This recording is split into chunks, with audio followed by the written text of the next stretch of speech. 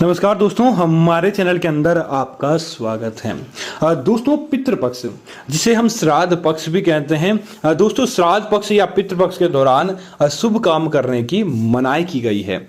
दोस्तों, जब श्राद्ध पक्ष लग जाते हैं, 16 दिन का यह त्योहार होता है। उस समय दोस्तों आपको पंचांग प्रारंभ हो जाते हैं और हिंदू धर्म और ज्योतिष पक्ष में पंचकों के दौरान किसी भी प्रकार का शुभ काम करने की मनाही की जाती है। श्राद्ध के 16 दिन और पंचकों के 5 दिनों के दौरान किए गए शुभ काम भी अशुभ फल देते हैं।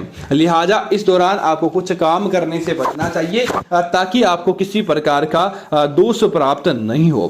दोस्तों, इन दिनों के दौरान आपको ध्यान रखना चाहिए, जब श्राद्ध पक्ष लग जाते हैं, श्राद्ध पक्ष के दौरान अपने घर के अंदर शुभ कार्य जैसे गृह प्रवेश, घर के अंदर घर लेना, गाड़ी खरीदना, गहने खरीदना, मुंडन करना, शादी विवाह, नए काम की शुरुआत आदि नहीं करनी चाहिए।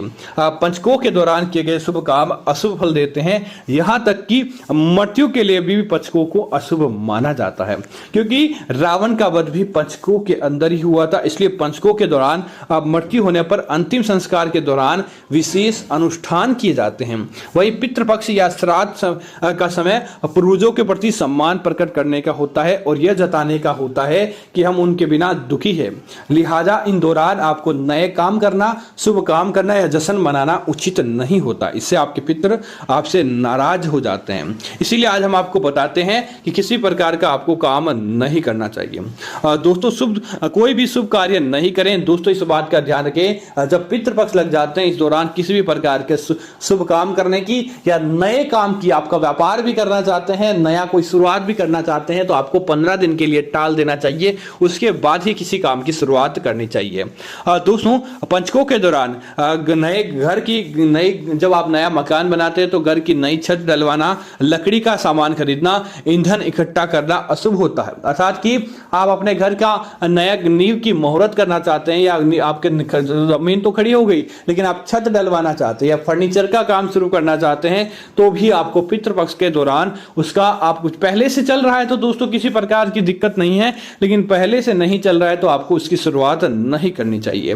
दोस्तों, पितृपक्ष के दौरान तामसिक भोजन जैसे कि लहसुन प्याज का सेवन करना, मांसाहार का सेवन करना या फिर दोस्तों पितृपक्ष के दौरान किसी भी प्रकार के नशे का सेवन करना, दोस्तों अगर आप ऐसा काम करते हैं तो आपके पितृ कभी भी आपसे प्रसन्न नहीं रहते, बल्कि उनके क्रोध का आपको सामना करना पड़ता है। इसीलिए आपको इस दौरान ऐसा काम करने से भी बचना चाहिए। दोस्तों, पितृपक्ष का त्योहार सात्विकता का त्योहार माना जाता है। पितृपक्ष के दौरान इस बात का ध्यान रखें कि कई लोगों की दाढ़ी बढ़ जाती है या फिर आप महिलाएं अपने सौंदर्य के सामान खरीदना चाहती है, तो पितृपक्ष के दौरान चाहे महिला हो या पुरुष हो, किसी भी प्रकार का सौंदर्य करने से आपको बचना चाहिए।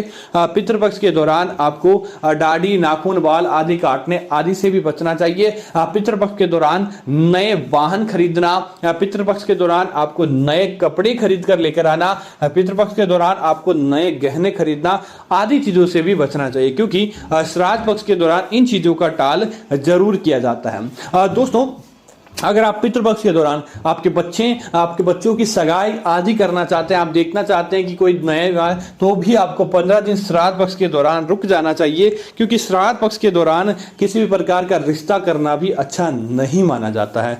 आने वाले समय के अंदर उन रिश्तों के अंदर दरार पड़ जाती है, इसीलिए आपको उस समय रुक जाना चाहिए। दोस्तों, हो सके तो पितृपक्ष के दौरान किसी भी व्यक्ति को उधार नहीं लेना चाहिए, क्योंकि अगर आप पितृपक्ष के दौरान किसी व्यक्ति को उधार देते हैं तो वह तो बहुत पुण्य का काम होता है, क्योंकि इससे अगर आप उधार देते हैं तो आपके पितृ आपसे प्रसन्न रहते हैं, क्योंकि जब आप किसी की मदद करते हैं तो पितृ आपसे प्रसन्न रहते हैं।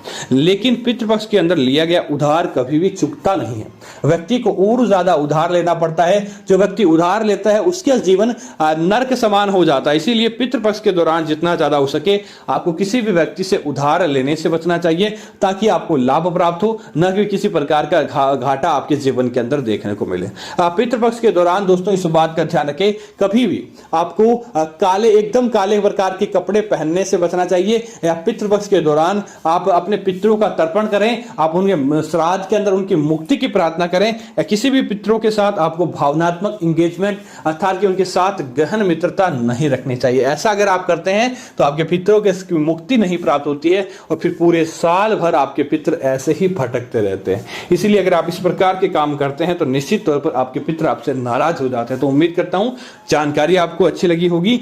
ऐसी अन्य जानकारी देखने के लिए कृपया आप हमारे चैनल को सब्सक्राइब करना ना भूलें। धन्यवाद मित्रों, जय श्री राम मित्रों।